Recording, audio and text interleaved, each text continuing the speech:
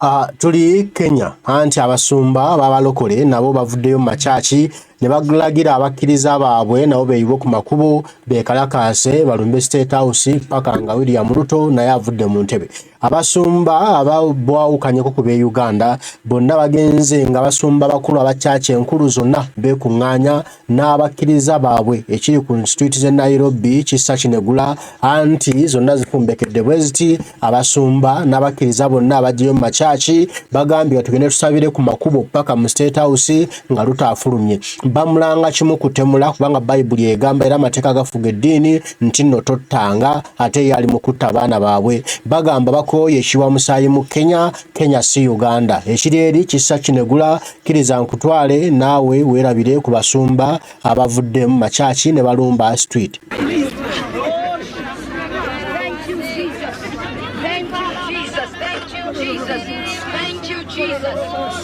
Thank you, Jesus. Thank you, Jesus. Thank you, Jesus. Father, today we come together as the young people of our nation. Yes. Your word says in 2 Chronicles chapter 7 and verse 14. Yes. If my people who are called by my name shall humble themselves and pray and turn from their wicked ways, I will hear from heaven. I will heal their land. I want us to declare 7 times, oh Lord, heal our land. Oh Lord, heal our land. Oh Lord, heal our land. Oh Lord, heal our land. Oh Lord, heal our land. Oh Lord, heal our land. Oh Lord, heal our land. Oh Lord, heal our land. Oh Lord, heal our land. We declare over this land there shall be no bloodshed. Our young men and women will not die in this country. We refuse premature death. Among us, the youth of our generation. We pray in the name of Jesus that our nation will arise. We pray that the issues of our nation will be resolved. We pray for Solomonic wisdom even upon our leaders, that they will hear the cries of the youth. In the name of Jesus, we declare the gates of hell shall not prevail. We say the gates of hell shall not prevail. In the name of Jesus. Father, we pray for your intervention. We pray for the restoration of our economy. We pray for new beginnings in our nation. Intervene in the affairs of our nation. Father, your word says, where one or two shall agree together, it shall be done. Today we come as young people in agreement. We come to ask you for your intervention. Lord, show us mercy. We are going to declare 5 times, oh Lord, show us mercy. Oh Lord, show us mercy. Oh Lord, show us mercy. Oh Lord, show us mercy. Oh Lord, show us mercy. Oh Lord, show us mercy. Oh Lord, show us mercy. In the name of Jesus. He can rise up in Jesus' name. Amen, amen. As we rise, I'm going to ask one of the former president, student leader to just give one word. Amen. Please come here.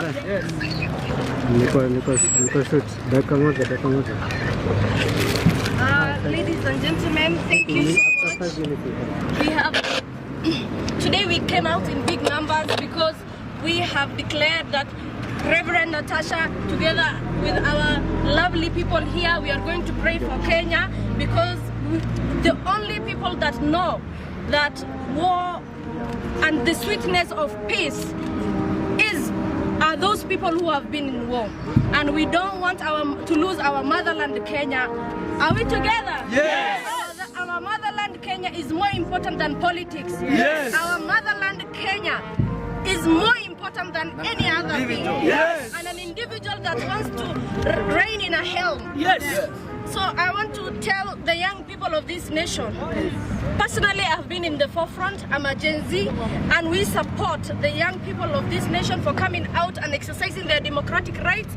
Because number one, our main issues is the financial bill. Our main issues is because we don't have money in our pockets. Our main issues are when are we going to pay for the pending bills? Our main issues are how can we afford sanitary pads that if we impose more taxes. So now that the finance bill is down, we want the president to ensure the parliament has signed and ensure that the bill will not be passed. Sindio? Yes. Tukiwa assured, sisi kama young people tutatulia. Yes. Tuende mashida, tukiaddress mashida zetu polepa. Lakini hatuwezi kubali wanasiasa wanakuja wanatugawa eti kwa sababu tumetoka as young people, wanataka kututumia kuvunja nchi yetu, wanataka kututumia ndio war ifanyike katika hii nchi kwa sababu hawataki. Yeah, we shall never allow, we will never allow, and we won't allow. Yes. We want to say thank you so much, Reverend Natasha, for bringing young people to this cause. We want to heal our nation. We want to pray for our nation. And if you are a young person out there, please don't be misled. Don't fall in a victim of ethnic, religious, and regional conflict. Viva! And balkanization. Kwa hivyo tafadhalini hatuta accept division. Kimoja tutabaki. Umoja ni nguvu. Utengano ni dhaifu. Amen. And Dirisma also say something very short. Then Foina, please come and say something. And we'll have one of our pastors also that will say something, and I will conclude by the grace of God. Praise God. Amen. Praise God. Amen. Thank you, Reverend Natasha, for this course.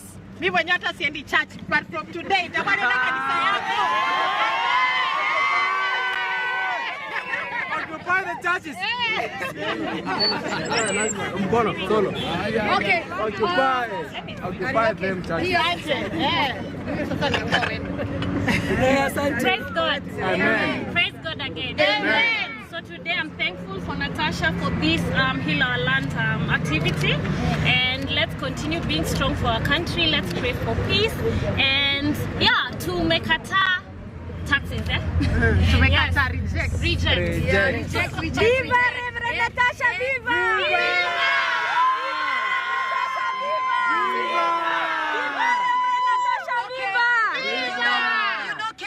Country that has enjoyed peace. And one of my brothers that is here, Prophet Jean Paul, is from Rwanda.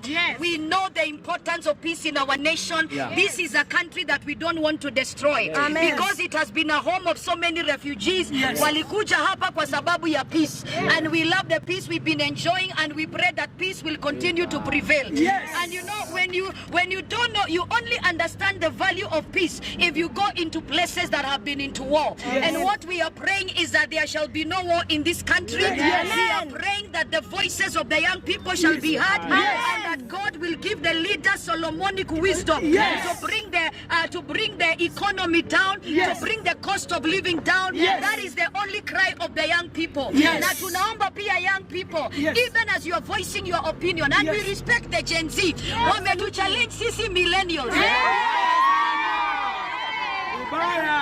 Unajua Gen Z, they are so expressive, they are fearless, they are tribeless, they are partyless.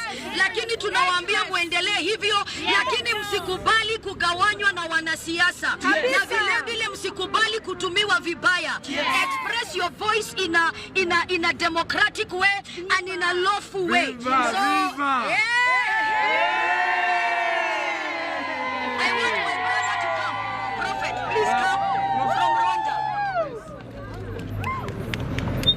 Praise the Lord. Amen. God bless you, Kenya. Actually, I'm a man of God, a pastor all the way from Rwanda, and I just want to tell you that Kenya is a blessed land. Kenya is a city of refuge for so many people in Africa and across the globe.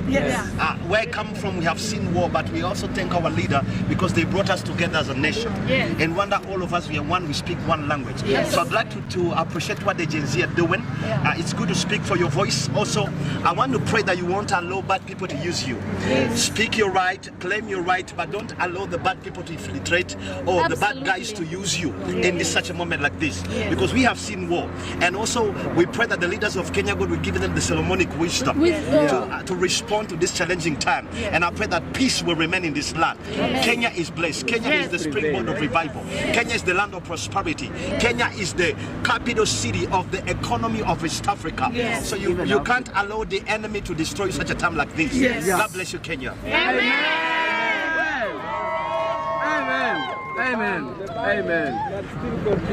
Majenzi.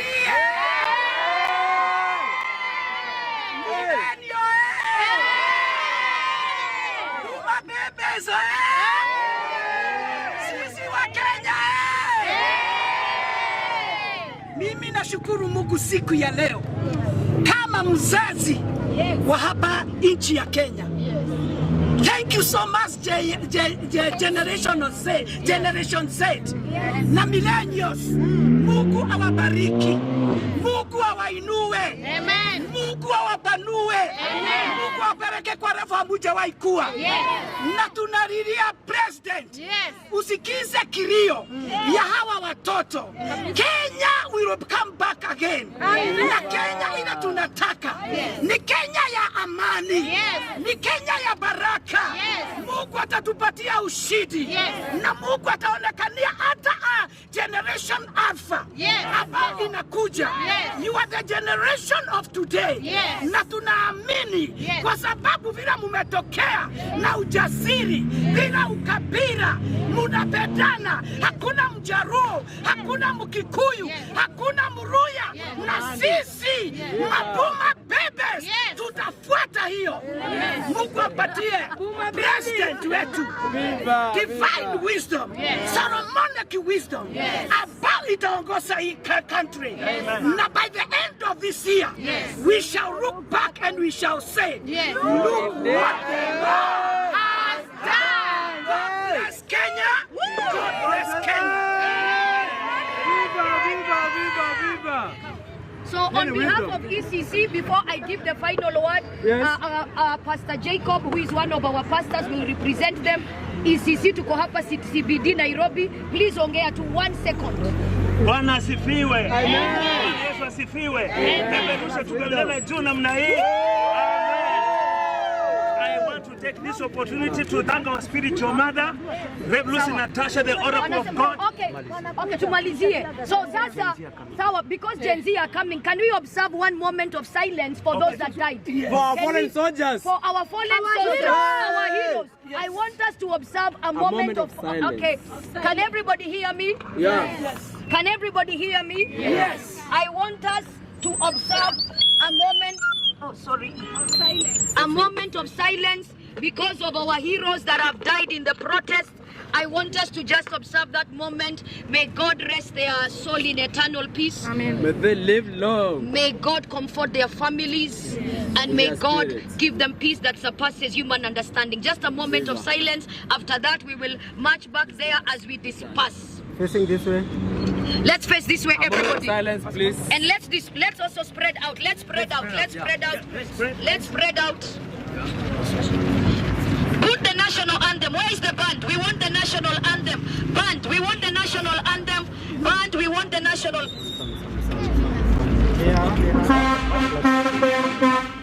Okay, sawa. We are not going to mix with the Gen Z. No national. Yeah, no national anthem. So We are paying out.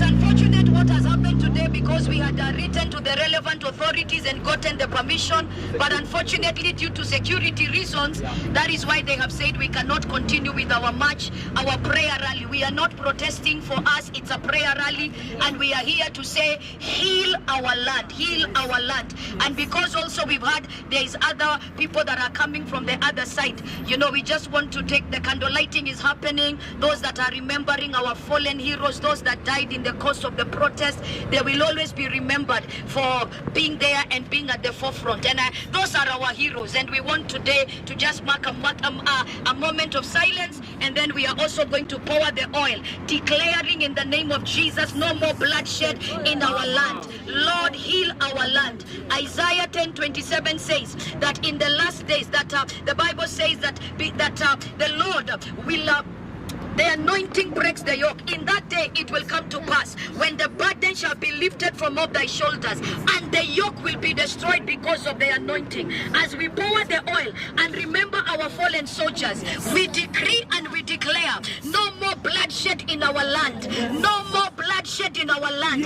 In the 47 counties of this country, any blood that is calling the blood of our young people, our young men and women, our young generation, we refuse sudden death. We refuse sudden death. In the name of Jesus, premature death. We anoint our land and we use this place as the young people, as a point of contact. Our generation is our responsibility. And today we stand in the gap for our generation. We declare no more premature death in Jesus' name. Moment of silence. And we are going to march forward.